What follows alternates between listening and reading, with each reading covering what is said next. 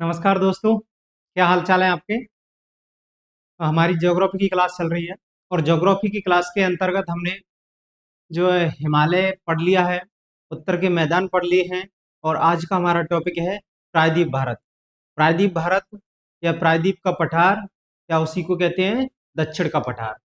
तो जैसे मैंने आपको बताया था कि हमने शुरुआती क्लासों में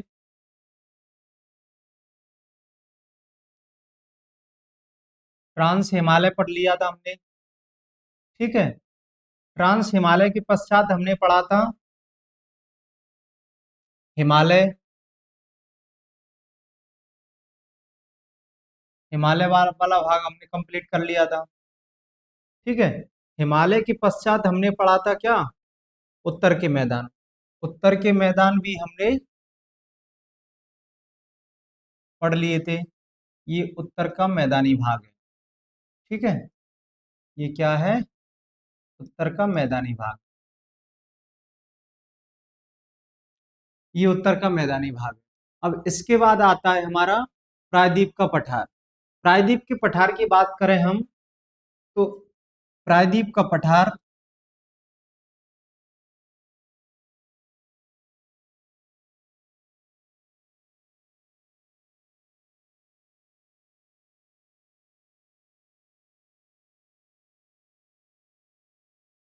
प्रायद्वीप के पठार की संरचना ये उत्तर के मैदानों के दक्षिण में स्थित है। तो ये हमारा क्या है, प्रायद्वीप का पठार, जिसे दक्षिण का पठार भी कहते हैं।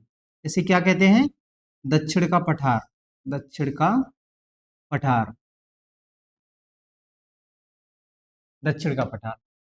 यदि हम प्रायद्वीप के पठार की बात करें तो इसके परिचय की हम बात करें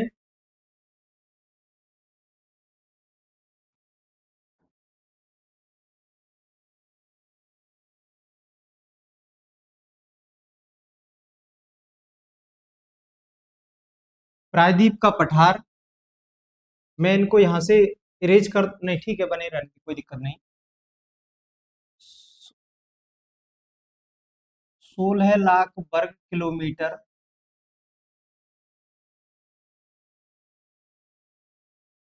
16 लाख वर्ग किलोमीटर में फैला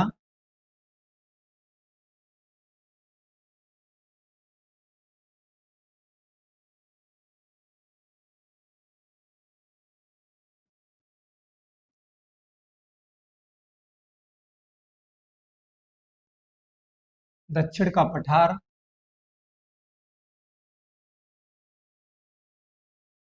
प्राचीनतम गोंडवाना भूमि का भाग है। किसका भाग है, गोंडवाना भूमि का।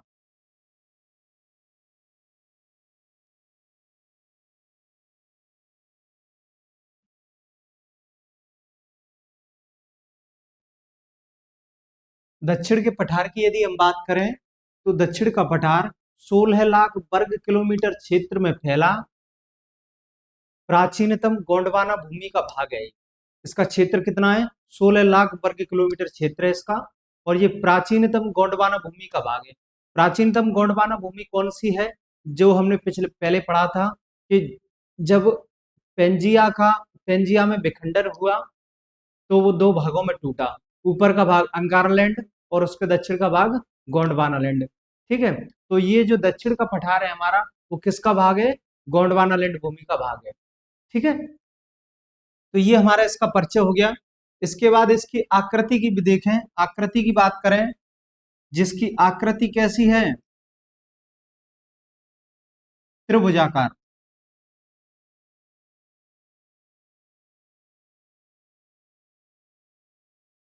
दक्षिण के पठार की आकृति त्रिभुजाकार है। और इसकी लंबाई की बात करें हम, लंबाई देखें तो इसकी लंबाई 600 से लेकर के 900 मीटर। जिसकी लंबाई कितनी है, 600 से लेकर के 900 मीटर तक इसकी लंबाई है। ठीक है। अब इसके बाद इसकी विस्तार की बात करें हम दक्षिण के पठार के विस्तार की बात करें, आपने नोट नहीं किया है तो नोट कर सकते हैं आप लोग। हमने परिचय की बात कर ली, इसकी लंबाई की बात कर ली और इसकी आकृति की बात कर ली। इसके बाद हम बात करेंगे इसके विस्तार की। विस्तार की हम बात करें तो इसका विस्तार जो है,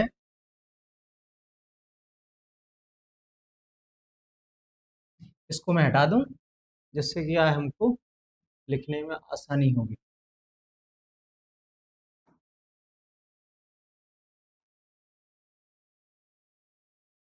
विस्तार,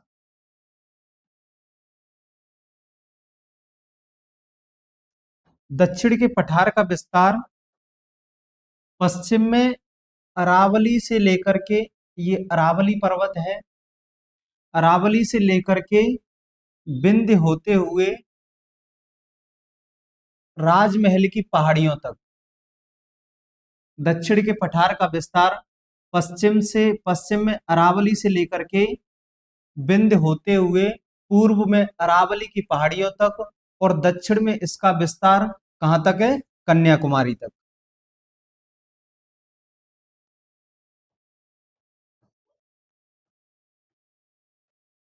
दक्षिण में इसका विस्तार कहां तक है? कन्याकुमारी तक। मैंने क्या बताया कि दक्षिण के पठार का विस्तार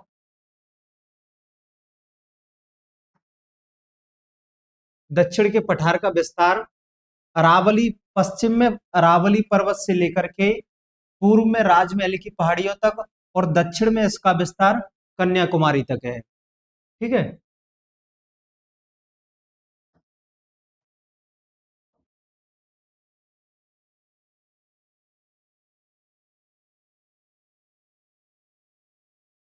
पश्चिम में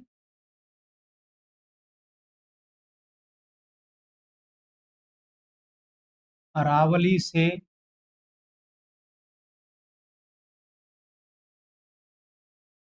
पूर्व में राजमहल की पहाड़ियों तक।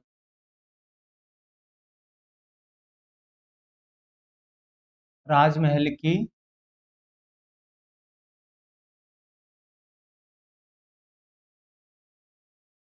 पहाड़ियों तक। ठीक है। और इसका दक्षिणी विस्तार,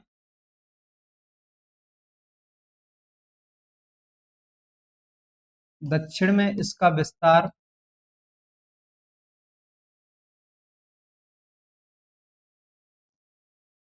कहां तक है? कन्याकुमारी तक। दक्षिण में इसका विस्तार कहां तक है? कन्याकुमारी तक। तो ये इसका विस्तार हो गया। विस्तार के बाद हम इसकी देखें कि जो दक्षिण का पठार है, दक्षिण के पठार के तीनों ओर क्या है? सागर है। इसके पूर्व में तो क्या पाया जाएगा? बंगाल की खाड़ी मिल जाएगी आपको। क्या मिल जाएगा? बंगाल की खाड़ी।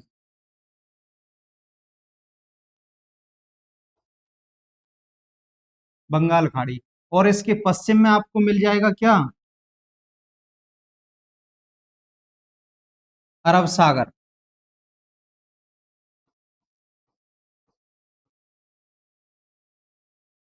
अरब सागर। और इसके दक्षिण में आपको मिल जाएगा क्या? हिंद महासागर।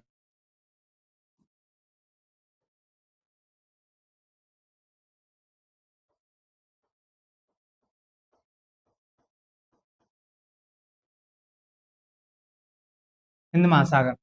तो दक्षिण के पठार के तीन ओर क्या है? जल है, पानी है, सागर है, जिनको कहा जाता है। पूर्व में इसको बंगाल की खाड़ी है, इसके पश्चिम में जो अरब सागर है, और इसके दक्षिण में क्या है? तो हिंद महासागर है। इसीलिए इसको क्या कहते हैं? प्रायद्वीप। प्रायद्वीप का मतलब ही, प्रायद्वीप का पठार, प्रायद्वीप का मतलब ही यही होता है कि कोई स्थल का वह हिस्सा जो तीन ओर से जल से घिरा हो। प्रायद्वीप की परिभाषा क्या होती है? कि स्थल का वह हिस्सा जो तीन ओर से पानी से घिरा हो या जल से घिरा हो, नदियां, सागर, महासागर, या कोई भी तालाब, जिनसे उसका कोई भी तीन हिस्से स्थल के घिरे हुए हैं पानी से, तो वो क्या हो जाएगा? प्रायद्वीपीय हिस्सा हो जाता है। ठीक है। तो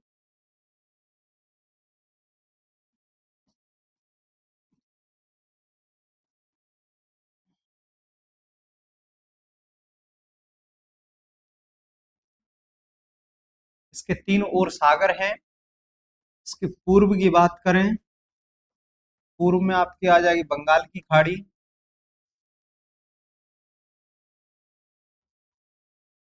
बंगाल की खाड़ी। और पश्चिम में आ जाएगा आपका अरब सागर।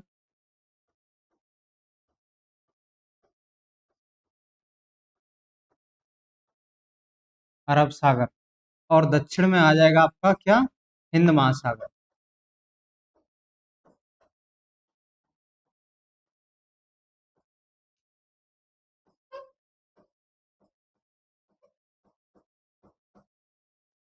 हिंद महासागर।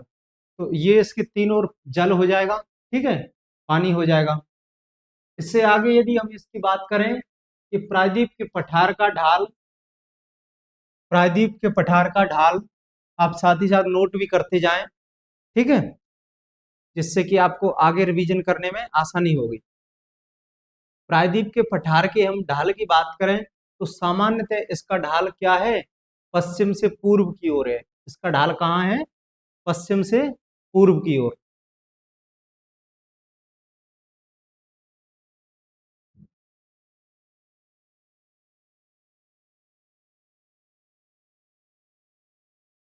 हम्म।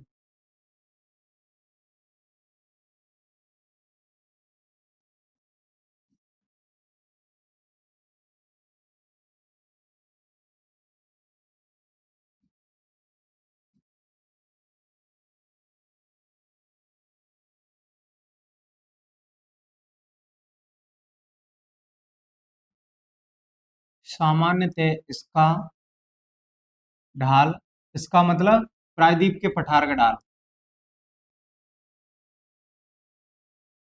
प्रायद्वीप के पठार का ढाल पश्चिम से पूर्व की ओर है। पश्चिम से पूर्व की ओर है। यह कैसे स्पष्ट होगा कि पश्चिम से पूर्व की ओर है, तो जैसा कि आपने देखा होगा जो नदियां हैं उनके प्रवाह से स्पष्ट है। नदियों का प्रवाह हम देखेंगे कि यहाँ से कृष्णा नदी है, कृष्णा नदी है, कावेरी नदी है, और ऊपर से आपकी गंगा नदी है, यमुना नदी है। तो इन नदियों का आप देख सकते हैं, इनका प्रवाह कहाँ है, पूर्व पश्चिम से लेकर के पूर्व की तरफ। इनका प्रवाह किस तरफ है, पश्चिम से पूर्व की ओर। जैसे कृष्णा नदी का पश्चिम से पूर्व की ओर है, जो कि बंगाल की खाड़ी में जाती है। कावेरी नदी का भी पश्चिम से पूर्व की ओर है। और इधर देखेंगे आप गंगा और यमुना नदी का भी क्या है, उत्तर पश्चिम से लेकर के दक्षिण पूर्व की ओर है। तो लगभग ये पूर्व की तरफ ही, पश्चिम से पूर्व ही हो जाता है। तो ये इसके इससे स्पष्ट होता है कि दक्षिण के पठार का जो ढाल है वो क्या है, पश्चिम से पूर्व की तरफ है। लेकिन इसका एक अपवाद भी है। दो नदियां हैं, वो अपवाद है इसका, जो नर्मदा और ताप्ती।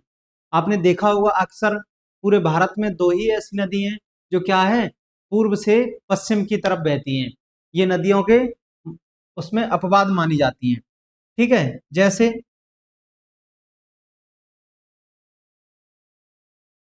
इसका अपवाद क्या हो जाएगा,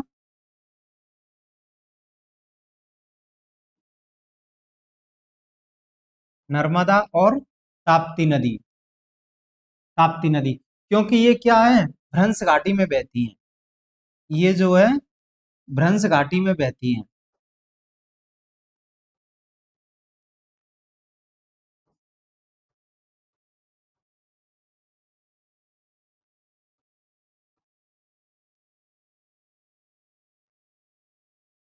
ये क्या है, भ्रंश घाटी में प्रवाहित होती हैं। तो आपने सुना होगा, और मैं आगे भी आपको बताऊंगा कि यहाँ जो है सतपुड़ा पर्वत है। सतपुड़ा पर्वत में ही मैकाल पर्वत श्रेणी है। मैकाल पर्वत श्रेणी में ही क्या है, अमरकंटक।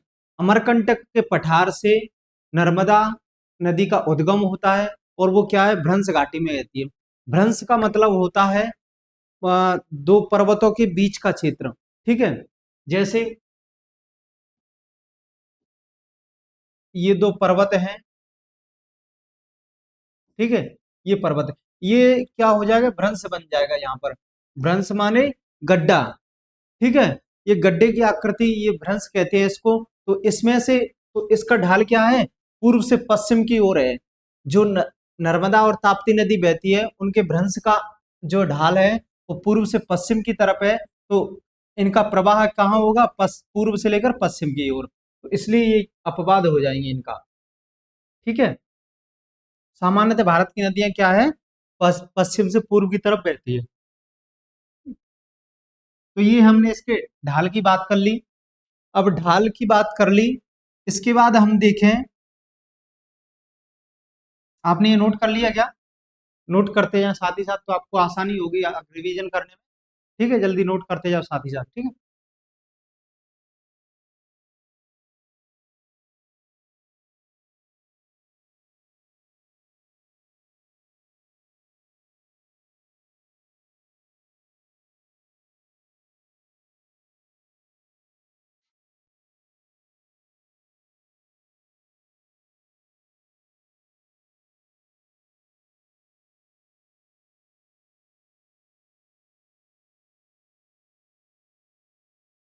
कर लिया नोट? ठीक है, आगे चलते हम। आगे चलते हुए हम देखें, तो इसकी लगभग ये सामान्य जानकारी हो गई। और जो दक्षिण का पठार है, उसको हम पठारों का पठार कहते हैं।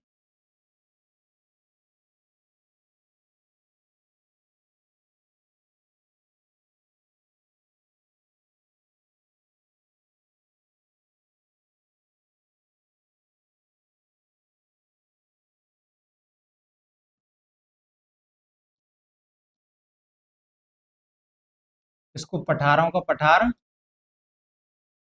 कहा जाता है, क्योंकि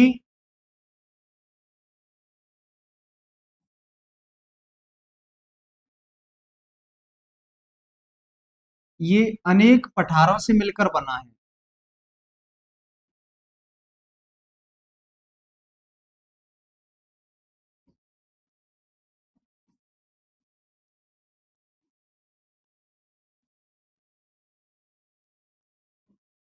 जो दक्षिण का पठार है, उसको पठारों का पठार कहते हैं, और यह अनेक पठारों से मिलकर बना है। जैसे सबसे पहले हम बात करें केंद्रीय उच्च भूमि।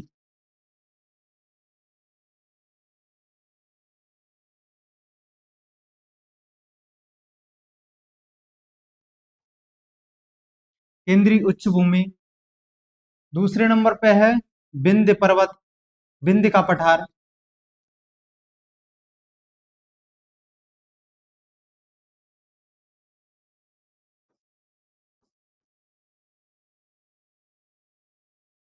विंध्य श्रेणी कह सकते हैं इसको, विंध्य श्रेणी। विंध्य श्रेणी। इसके बाद आपका आ जाएगा दक्कन का पठार।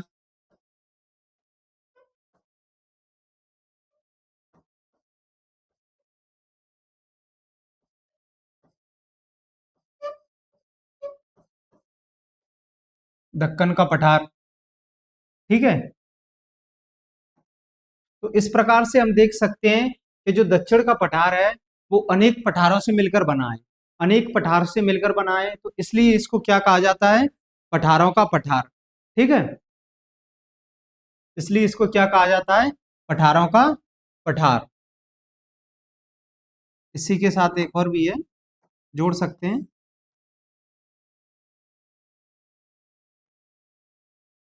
उत्तर पूर्व का पठार।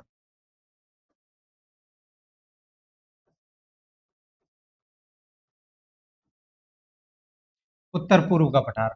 तो इस प्रकार से कई पठारों से मिलकर बना है क्या, दक्षिण का पठार। तो इसलिए इसको क्या कहा जाता है, सामान्यतः इसको पठारों का पठार कहते हैं, ठीक है। तो ये आपके दक्षिण के पठार की सामान्य जानकारी हो गई। अब इसकी हम बात करें, इसकी सबसे पहले हम बात करें कि इसकी केंद्रीय उच्च भूमि की। केंद्रीय उच्च भूमि में हम देखेंगे कि कौन कौन सी श्रेणियां आती हैं, कौन कौन से पर्वत आते हैं, उन सभी को हम एक एक से बारी बारी से जानेंगे। ठीक है, मैं इसको क्लीन कर देता हूं सबसे पहले, क्योंकि ये क्लीन करना ही पड़ेगा।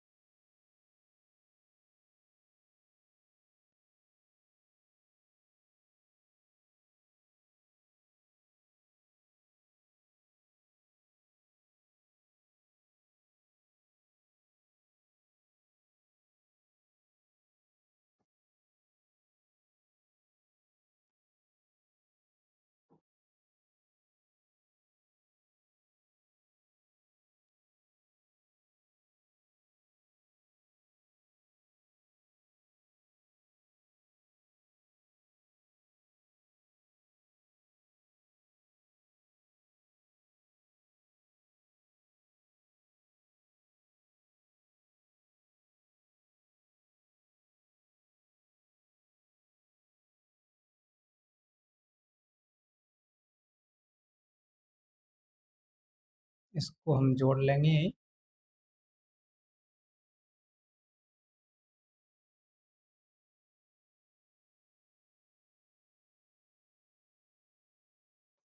क्या पागलपंती हो रही, इतनी देर में तो दूसरा ही मैप बना लेते हम।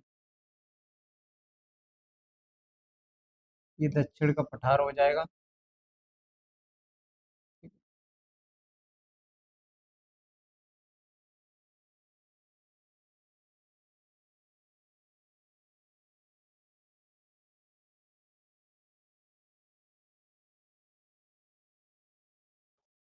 ये हो, ठीक है। दक्षिण का पठार, दक्षिण के पठार में हम सबसे पहले हम बात करें किसकी, केंद्रीय उच्च भूमि की।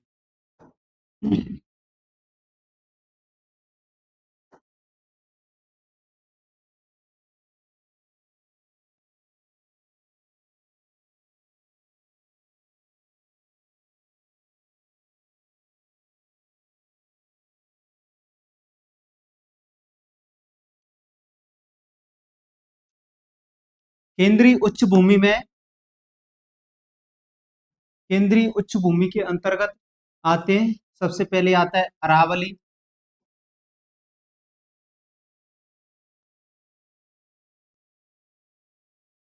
दूसरे नंबर पर आता है विंध्यन श्रेणी।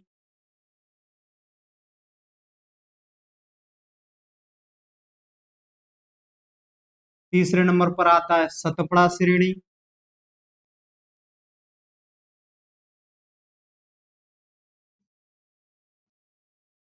सतपुड़ा श्रेणी, सतपुड़ा के बाद आता है मालवा का पठार।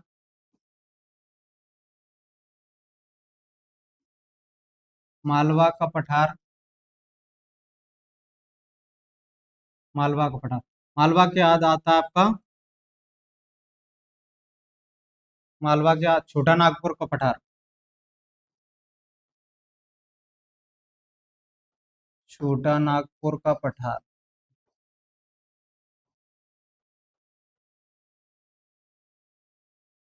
जिसे पूर्वी पठार भी कहते हैं।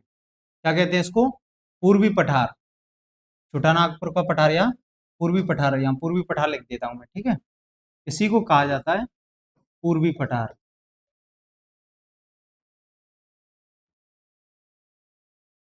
पूर्वी पठार। और छठवा आता है आपका कौन सा, मेघालय का पठार।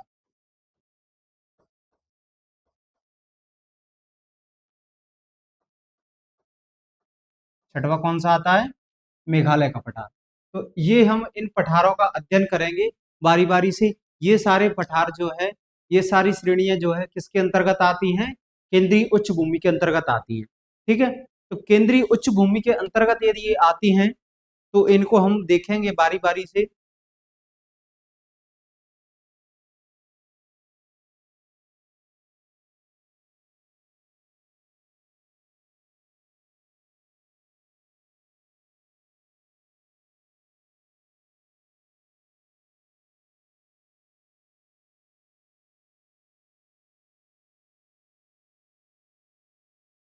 सबसे पहले मैं बात करूं किसकी, अरावली पर्वत की। अरावली पर्वत को हम देखेंगे कि अरावली पर्वत की जो स्थिति है वो गुजरात से लेकर के दिल्ली की पहाड़ियों तक है। ये अरावली पर्वत है। ठीक है। ये क्या कौन सा है? अरावली पर्वत।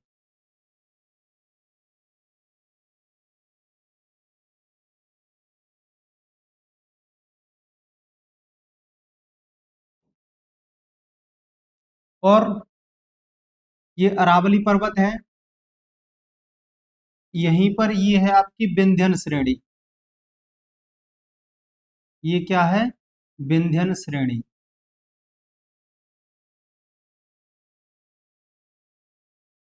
विंध्यन श्रेणी। विंध्यन श्रेणी के ही दक्षिण में क्या पाया जाता है? सतपुड़ा का पठार या सतपुड़ा श्रेणी।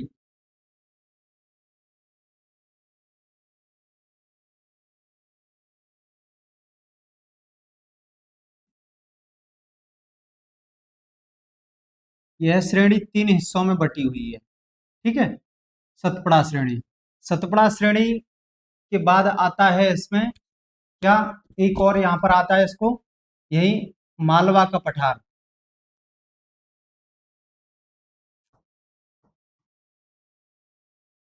क्या आता है? मालवा का पठार, मेवाड़ का पठार, सॉरी। ये क्या है? मेवाड़ का पठार है। ठीक है।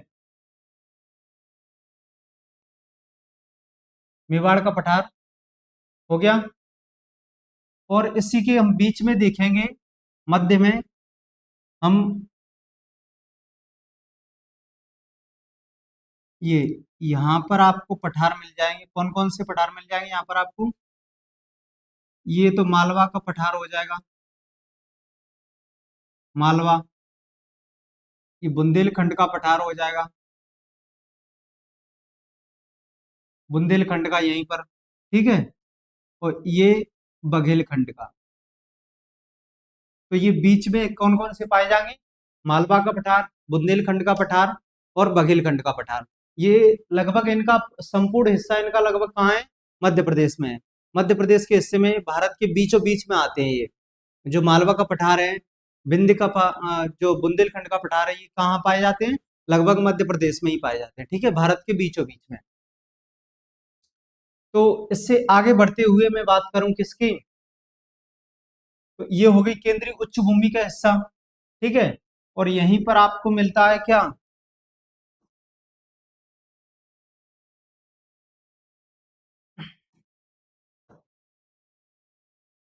यहीं मिल जाता है आपको पूर्वी पठार। ये आपका पूर्वी पूर्वी पठार हो जाएगा। और यहीं पर आपको यहाँ मिल जाएगा आपको कौन सा? मेघालय का पठार। इसको मेघालय का पठार या कार्बी एंगलोंग, इसी को क्या कहा जाता? यहीं पर एक पाई जाती कार्बी एंगलोंग। ठीक है। मेघालय पठार और कार्बी एंगलोंग ये दोनों एक ही जगह पाई जाती हैं। ठीक है। तो आगे हम बात करते हैं इनकी बारी बारी से। हम डिटेल की बात करें, डिटेल में,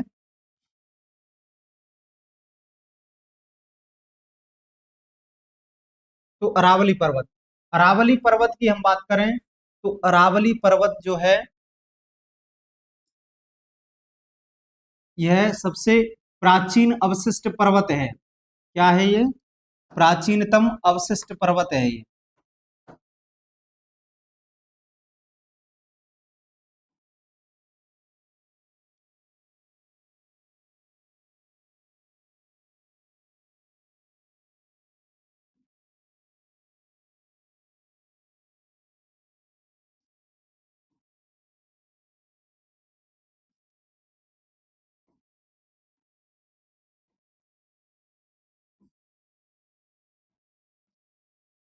यह प्राचीनतम मोड़दार अवशिष्ट पर्वत है। जो प्राचीन का पठार है, जो अरावली पर्वत है, वो क्या है? एक प्राचीनतम मोड़दार पर्वत है, क्योंकि ये सबसे पुराना पर्वत है। कब का है ये? प्री कैम्ब्रियन काल का। कब का है ये? प्री कैम्ब्रियन काल का। तो यह संरचना कब की है? प्री कैम्ब्रियन काल। प्री कैम्ब्रियन काल।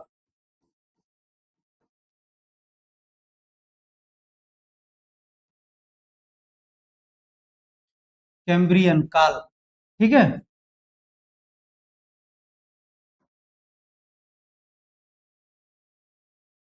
इससे आगे हम बात करें तो जो अरावली पर्वत है, अरावली पर्वत की जो शिखर, सबसे ऊंचे शिखर की बात करें इसके की,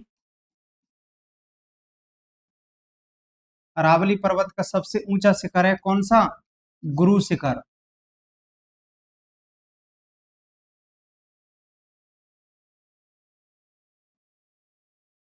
गुरु शिखर, ठीक है।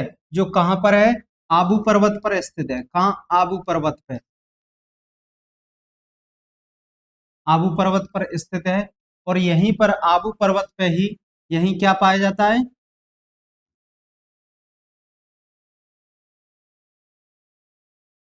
जैन धर्म का,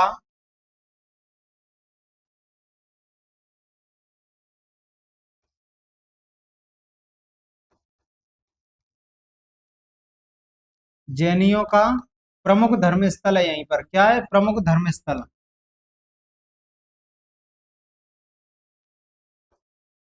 जैनियों का प्रमुख धर्म स्थल है यहाँ पर कौन सा? दिलवाड़ा का जैन मंदिर।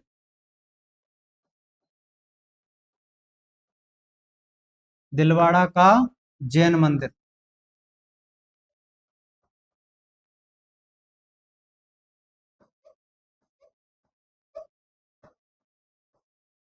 जैन मंदिर। तो अरावली पर्वत प्राचीनतम अवशिष्ट पर्वत है, और यह मोड़दार पर्वत है। यह प्राचीन जो प्री कैम्ब्रियन काल का पर्वत है। ये कब का है? ये प्री कैम्ब्रियन काल का। और इसके फिर हम बात करें इस शिखर की, तो इसका सबसे ऊंचा शिखर है कौन सा है? गुरु शिखर, जो कि कहाँ है? आबू पर्वत पर। और यही आबू पर्वत पे ही जैनियों का प्रमुख धर्म स्थल है। प्रमुख धर्म स्थल कौन सा है? दिलवाड़ा का जैन मंदिर। दिलवाड़ा का जैन मंदिर जैन धर्म का सबसे प्रमुख स्थल है। और ये कहाँ पाया जाता है? अरावली पर्वत पर पाया जाता है। ठीक है। अरावली पर्वत की हम विस्तार की बात करें,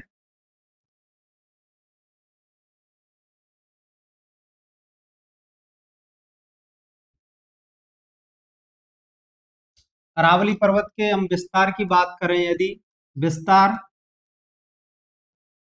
इसका विस्तार गुजरात से लेकर के कहाँ तक है? दिल्ली तक है।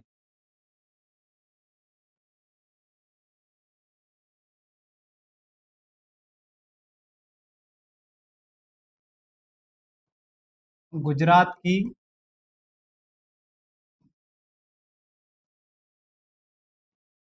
गिर पहाड़ियों से लेकर, पहाड़ियों से दिल्ली पहाड़ियों तक,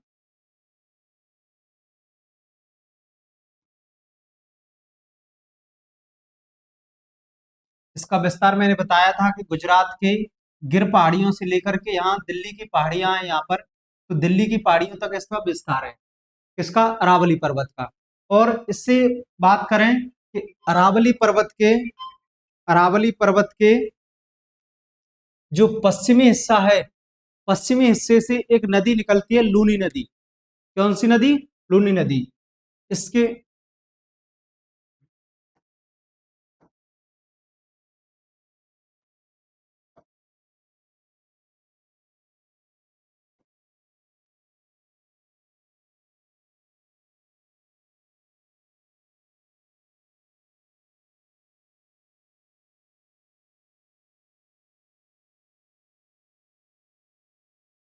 पश्चिम से कौन सी नदी निकलती है? लूनी नदी। लूनी नदी, लूनी नदी। तो अरावली पर्वत के पश्चिमी हिस्से से लूनी नदी निकलती है। और यह लूनी नदी जो है थार के मरुस्थल होते हुए, थार का मरुस्थल कहाँ पाया जाएगा आपको मैं बता देता हूँ। यहीं पर इसी के जो पश्चिमी हिस्सा है वह पूरा थार का मरुस्थल है। ये वाला थार का मरुस्थल भारत एवं पाकिस्तान दोनों में पाया जाता है। ये थार का मरुस्थल है। ठीक है। ये क्या है? थार का मरुस्थल है। तो जो लूनी नदी है वो यहाँ से निकलती है अरावली पर्वत से, और थार के मरुस्थल होते हुए जो है कहाँ? कच्छ के रण में विलीन हो जाती है। कच्छ के रण में जाकर के ये मिल जाती है। तो लूनी नदी थार मरुस्थल होते हुए,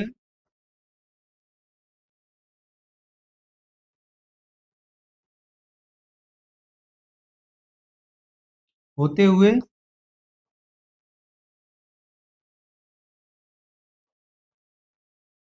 कच्छ के रण में मिल जाती है।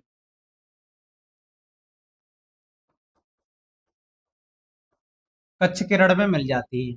ठीक है। और ये तो इसके पश्चिम से निकलती है, और पूर्व, इसके पूर्व से भी एक नदी निकलती है।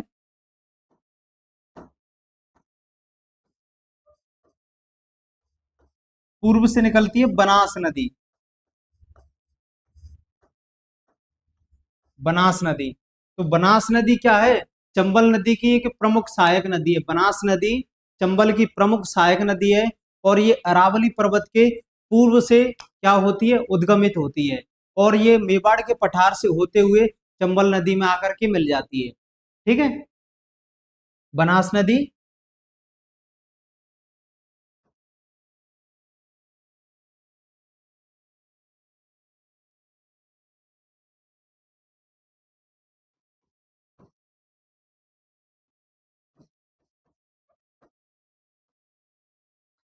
अरावली के पूर्व से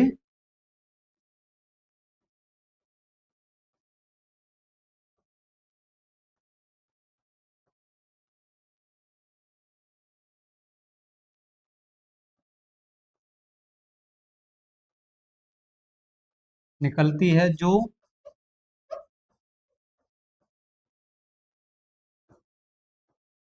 चंबल की प्रमुख सहायक नदी है। यह क्या है? चंबल की प्रमुख सहायक नदी है। जो बनास नदी है ना, वह चंबल की प्रमुख सहायक नदी है। प्रमुख सहायक नदी है ये। तो बनास नदी जो है चंबल की प्रमुख सहायक नदी है। ये अरावली पर्वत की सारी बातें हो गई, हमने अरावली पर्वत की बातें कर ली। आप जल्दी से नोट करते जाइए साथ ही साथ, जिससे कि आपको रिवीजन करने में आसानी होगी। ठीक है।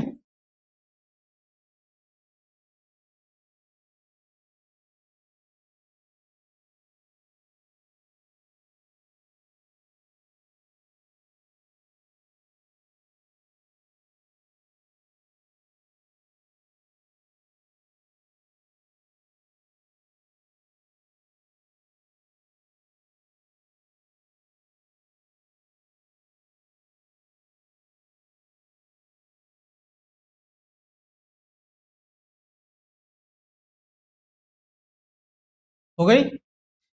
चलिए हम आगे बात करते हैं इसकी। आगे किसकी बात करेंगे हम? विंध्यन श्रेणी की।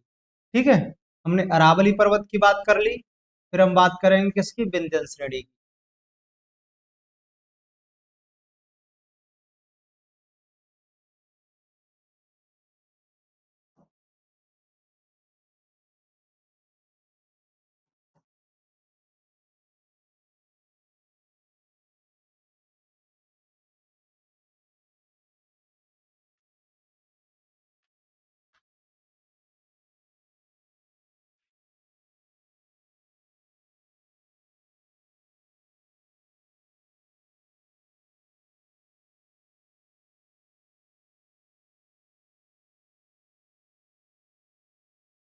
ये तो क्या है? थार का मरुस्थल है ये। ठीक है। ये विंध्य श्रेणी है। अब बात करेंगे हम किसकी? विंध्य श्रेणी की।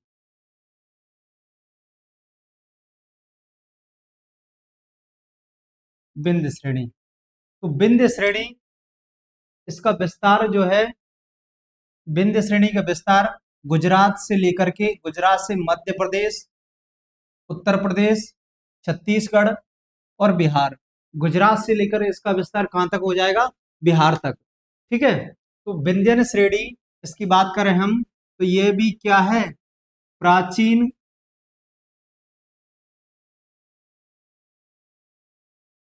प्राचीनतम परतदार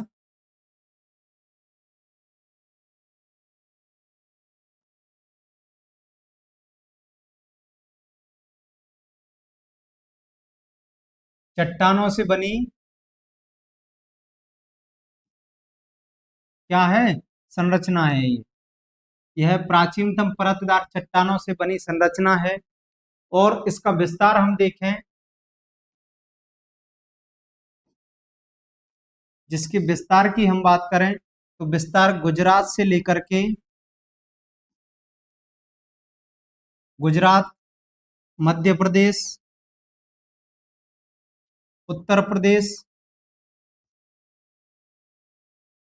छत्तीसगढ़ होते हुए बिहार तक इसका विस्तार है। ठीक है, विंध्यन श्रेणी का। और यह कई श्रेणियों में बटी हुई है, जैसे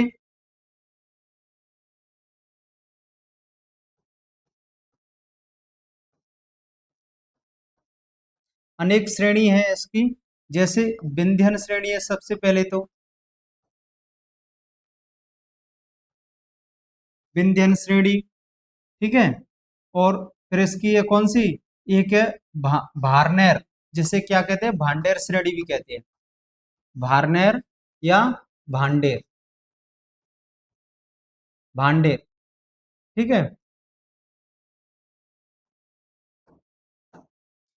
भारनेर या भांडेर। और इसी में पाई जाती कौन सी, कैमूर श्रेणी। कैमूर, कैमूर श्रेणी का विस्तार जो है कहाँ है, बिहार में है। कैमूर श्रेणी का विस्तार कहाँ तक है, बिहार तक है। और जो बिहार में, इसको कैमूर नाम से एक जिला भी है, कैमूर जिला। ठीक है। कैमूर श्रेणी और पारसनाथ श्रेणी।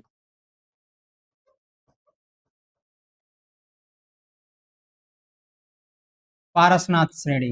तो ये इस प्रकार से इन श्रेणियों में ये बटी हुई है।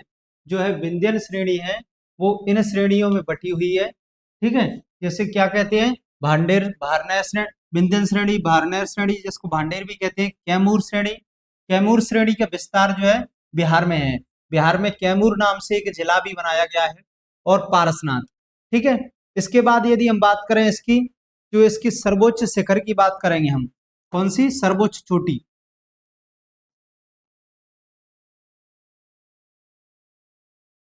सर्वोच्च चोटी।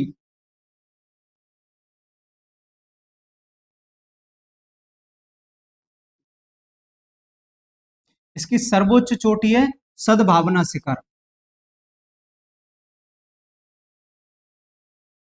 सद्भावना शिखर, सद्भावना शिखर है, जो मध्य प्रदेश के दमोह जिले में स्थित है। ये मध्य प्रदेश के दमोह जिले में स्थित है। ठीक है। जो सद्भावना शिखर है, वह मध्य प्रदेश के दमोह जिले में स्थित है। तो ये इसका क्या हो जाएगा, सर्वोच्च शिखर हो जाएगा।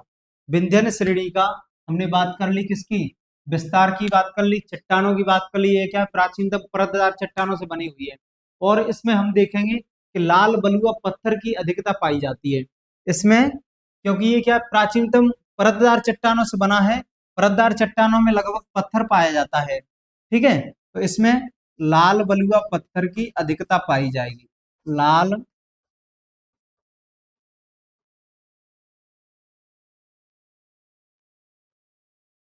बलुआ पत्थर की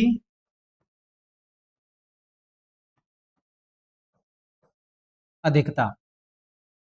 विंध्यन श्रेणी में लाल बलुआ पत्थर की क्या पाई जाती है, अधिकता पाई जाती है। ठीक है। आप नोट कर लें, साथ ही साथ देख लें एक बार।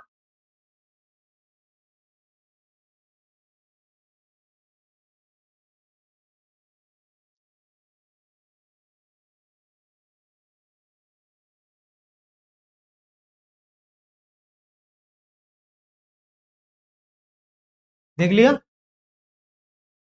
और जो विंध्यन श्रेणी है, ये जो विंध्यन श्रेणी है, ये विंध्यन श्रेणी लगभग क्या है, जो उत्तर भारत है, जो उत्तर भारत है उसको दक्षिण भारत से अलग करती है। आप देख सकते हैं, ये पूरा क्या है, यहाँ से ये दक्षिणी भारत है, ये उत्तरी भारत है, तो बीच में क्या है, विंध्यन श्रेणी है। तो विंध्यन श्रेणी उत्तर भारत को दक्षिण भारत से अलग करने वाली संरचना है। ठीक है। इसको भी आप नोट कर सकते हैं।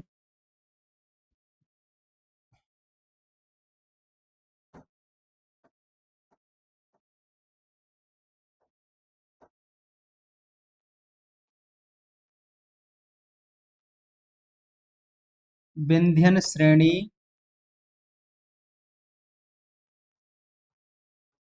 उत्तर भारत को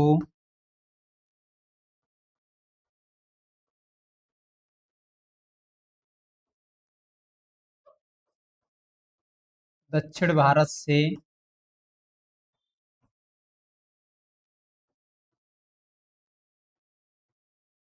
अलग करने वाली संरचना है।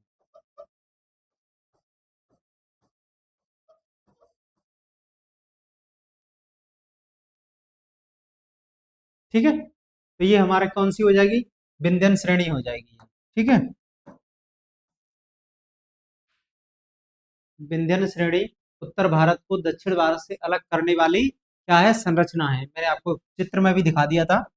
मैं आगे, अब इसके बाद हम बात करेंगे हम किसकी, सतपुड़ा पर्वत की। इसके बाद हम किसकी बात करेंगे, सतपुड़ा पर्वत की।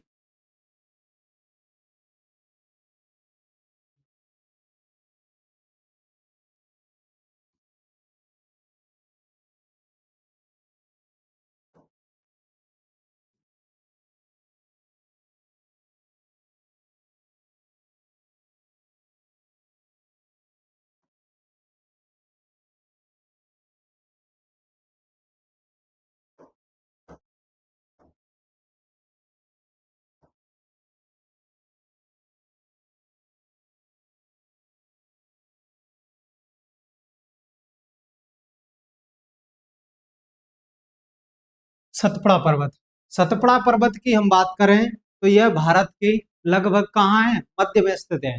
सतपुड़ा पर्वत है जो, वह लगभग भारत के कहाँ है, मध्य में स्थित है। ठीक है, ये आप देख सकते हैं, ये भारत के लगभग कहाँ है, मध्य में स्थित है। ये सतपुड़ा पर्वत है, ये वाला, ये सतपुड़ा पर्वत, सतपुड़ा, ये सतपुड़ा है। सतपुड़ा पर्वत भारत के लगभग कहाँ है, मध्य में स्थित है।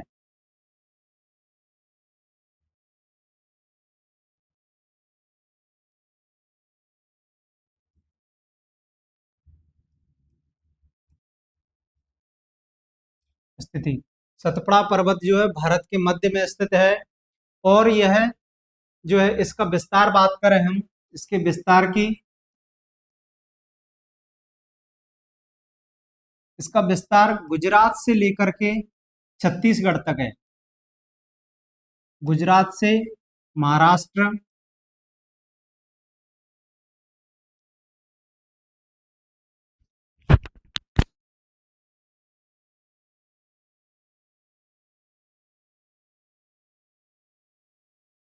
गुजरात, महाराष्ट्र और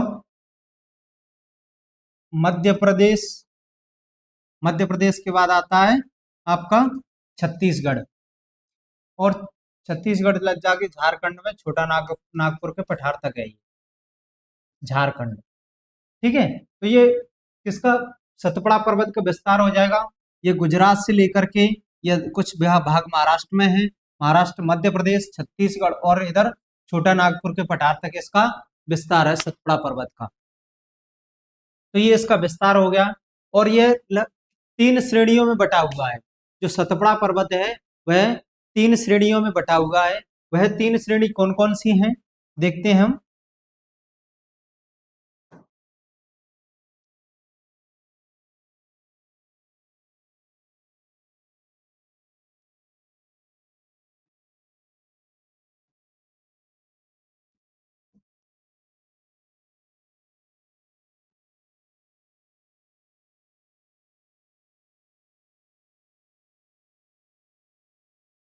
तीन श्रेणियों में बटाया। वह तीन श्रेणी कौन कौन सी हैं आपकी, सबसे पहली है राजपीपला,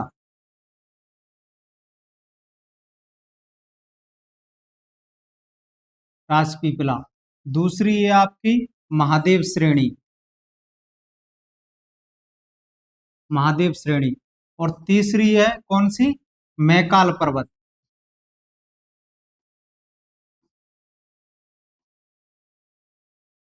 या मैकाल श्रेणी। ये, तो सतपुड़ा पर्वत तीन श्रेणियों में बटा हुआ है। वह राजपीपला, महादेव श्रेणी और मैकाल पर्वत। तो सतपुड़ा पर्वत की जो सर्वोच्च चोटी है, वो सर्वोच्च चोटी कहाँ पर स्थित है, महादेव श्रेणी पर, जिसे क्या कहा जाता है, धूपगढ़।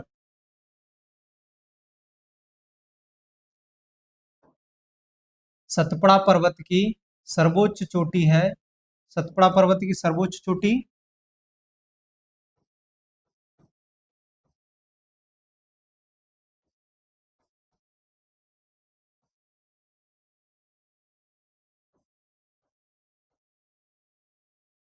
धूपगढ़। वह कहाँ है? महादेव श्रेणी पर है। महादेव श्रेणी, महादेव श्रेणी पर। सतपुड़ा पर्वत की सर्वोच्च चोटी धूपगढ़ है और वह कहाँ स्थित है? महादेव श्रेणी पर, जो कि बीच में स्थित है। इसके बाद हम देखें जो मैकाल श्रेणी है, इसी इसका जो सर्वोच्च शिखर है, इसका क्या है? अमरकंटक।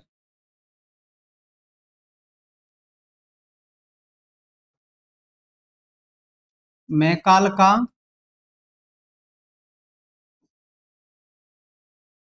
सर्वोच्च शिखर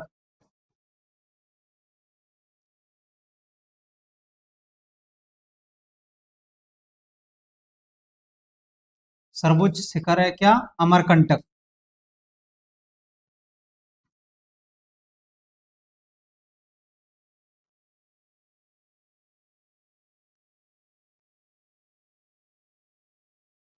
अमरकंटक, ठीक है। तो अमरकंटक मैकाल का सर्वोच्च शिखर है, जो मैकाल पर्वत श्रेणी है सतपुड़ा की, उस जिसका सर्वोच्च शिखर क्या है? अमरकंटक। तो अमरकंटक के पठार से ही, अमरकंटक से ही क्या निकलती है? दो नदियां निकलती हैं। नर्मदा, जो नर्मदा नदी है उसका उद्गम कहाँ से होता है? अमरकंटक से ही होता है। यहीं से नदी निकलती है, कौन सी? नर्मदा नदी।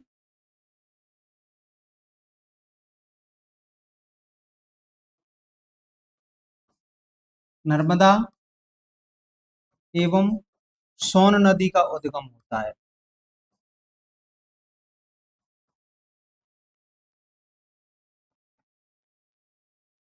सोन नदी का उद्गम। मैकाल पर्वत का जो सर्वोच्च शिखर है, कौन सा? सतुंग अमरकंटक। अमरकंटक के पठार से ही नर्मदा और सोन नदी का क्या होता है? उद्गम होता है, जो कि कहाँ? पूर्व से लेकर पश्चिम की ओर भ्रंश घाटी में प्रवाहित होती हैं। ठीक है। तो ये सतपुड़ा की बात कर ली हमने, इसके सर्वोच्च शिखर की हमने बात कर ली सतपुड़ा की। और इसमें कोई पॉइंट मुझे लगता है रहा नहीं है। ठीक है। आपने नोट नहीं किया तो नोट करते जाइए साथ में। ये सतपुड़ा पर्वत है।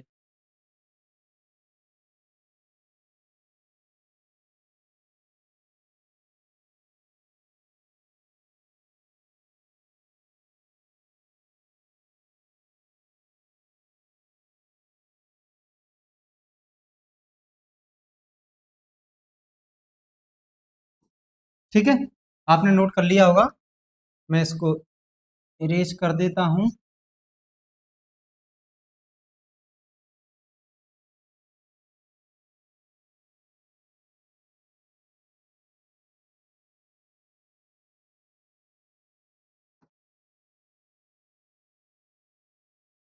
सतपुड़ा, सतपुड़ा।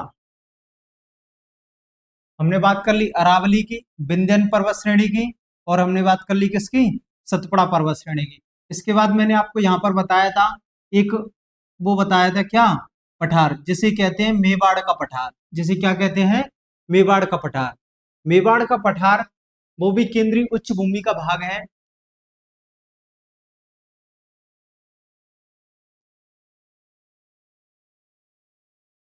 मेवाड़ का पठार, मेवाड़ के पठार का विस्तार,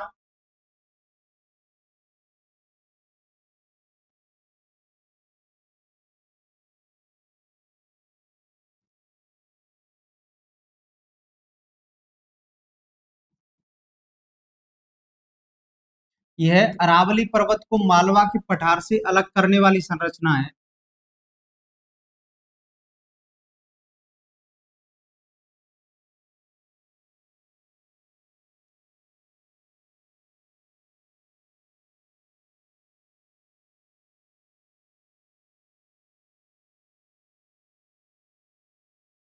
और जिसका विस्तार हम देखें,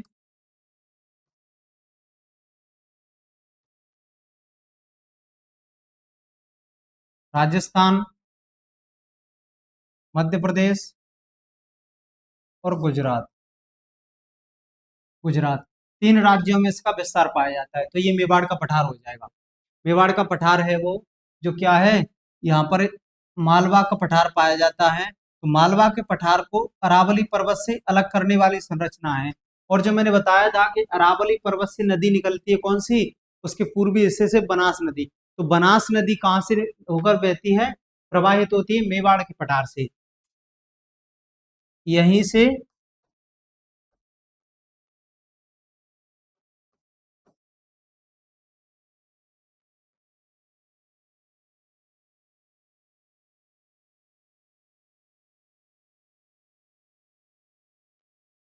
बनास नदी प्रवाहित होती है। ठीक है, तो ये हो जाएगा क्या, मेवाड़ का पठार। नोट कर लो आप जल्दी।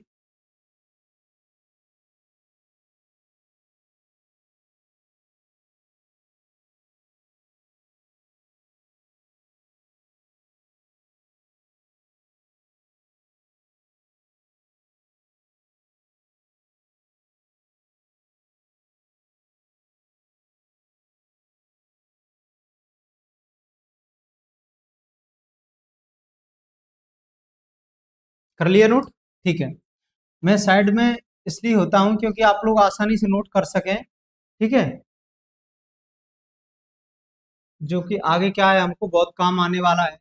चीजें एक बार अपनी कॉपी में नोट हो जाती है तो वो याद भी हो जाती है, और आगे हम उसको पढ़ते हैं तो पढ़ने में हमको क्या है, आसानी होती है, रिवीजन आसानी से हो जाता है। ठीक है, मेवाड़ का पठार। मेवाड़ के पठार के बाद हम बात करेंगे इसकी मध्य संरचना की। हमने विंध्य पर्वत पढ़ ली, सतपुड़ा पर्वत श्रेणी पढ़ लिया। मैं इनको इरेज कर देता हूँ। ठीक है,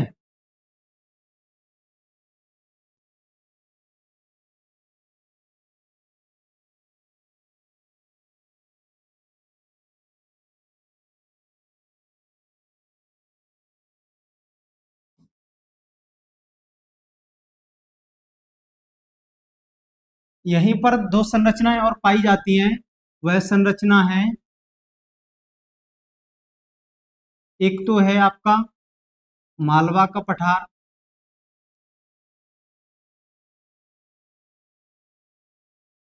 और दूसरा है आपका बुंदेलखंड का पठार।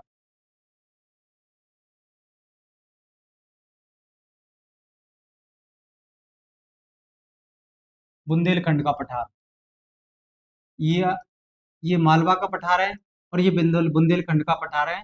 और ये मालवा के पठार को अरावली पर्वत से अलग करने वाला पठार कौन सा है, मेवाड़ का पठार। यहीं से बनास नदी का उद्गम होता है। ठीक है, तो यदि मैं मालवा के पठार की बात करूं, कौन सा है, मालवा का पठार।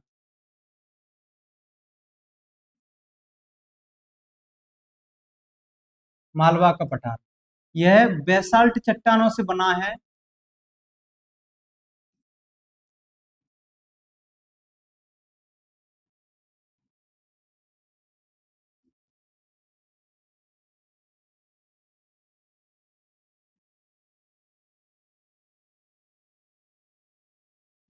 यह बेसाल्ट चट्टानों से बना है, इसलिए यहाँ पर क्या पाया जाता है, काली मिट्टी पाई जाती है। जो मालवा का पठार है, उसका जो निर्माण है, उसका निर्माण बेसाल्ट चट्टानों से होने के कारण यहाँ पर क्या है, काली मिट्टी पाई जाती है। वो काली मिट्टी जो है किसके लिए सबसे महत्वपूर्ण होती है, कपास के लिए। जो काली मिट्टी है,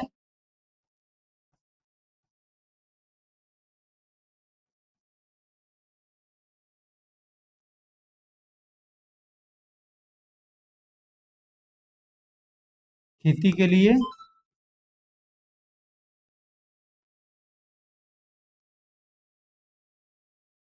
महत्वपूर्ण है। ठीक है, और यहाँ की हम देखें, नदियों की बात करें तो मालवा के पठार की प्रमुख नदी है,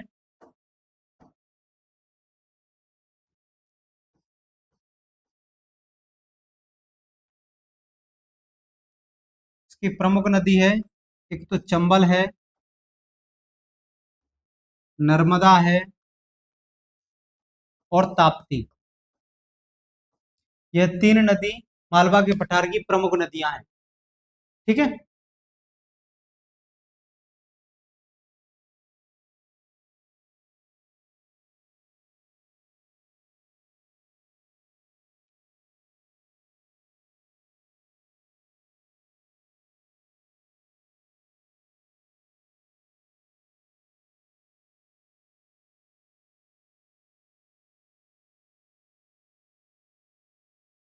हो गया।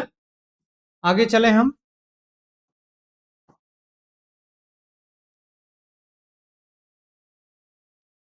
मालवा के पठार के बाद आता है आपका कौन सा? बुंदेलखंड का पठार।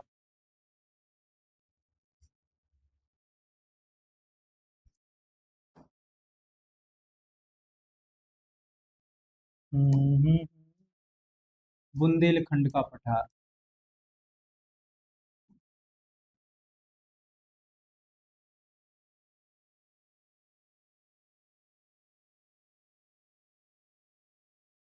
बुंदेलखंड का पठार।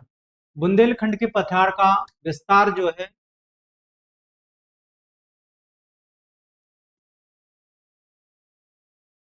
विस्तार की बात करें तो मध्य प्रदेश और उत्तर प्रदेश,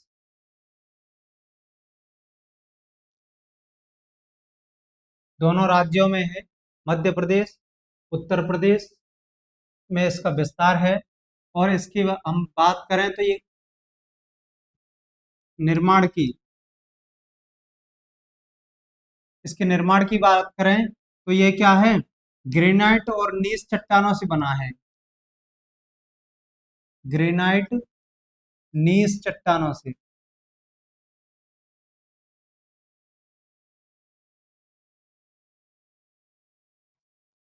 चट्टानों से बना है तो फिर ये क्या है? लाल मिट्टी का,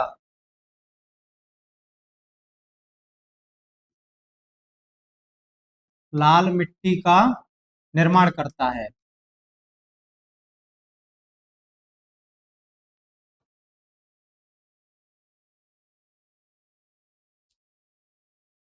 यह लाल मिट्टी का जो है निर्माण करता है।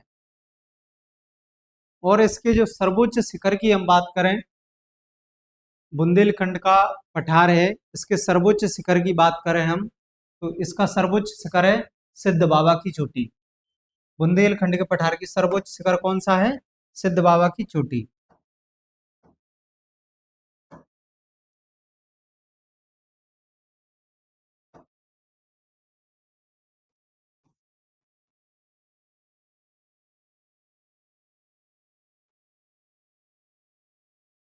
सर्वोच्च शिखर है इसका सिद्ध बाबा की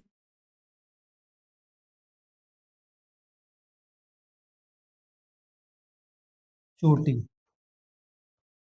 जो कि मध्य प्रदेश के ओरछा जिले में स्थित है। मध्य प्रदेश के कहाँ पर है? ओरछा जिले में स्थित है ये सिद्ध बाबा की चोटी। तो ये हमने बात कर ली किसकी? केंद्रीय उच्च भूमि की बात कर ली हमने। दक्षिण के पठार के अंतर्गत आने वाली संरचना केंद्रीय उच्च भूमि की हमने बात कर ली, जिसमें हमने पढ़ा अरावली पर्वत, विंध्यन पर्वत, और हमने पढ़ा सतपुड़ा पर्वत, मालवा का पठार और बुंदेलखंड का पठार।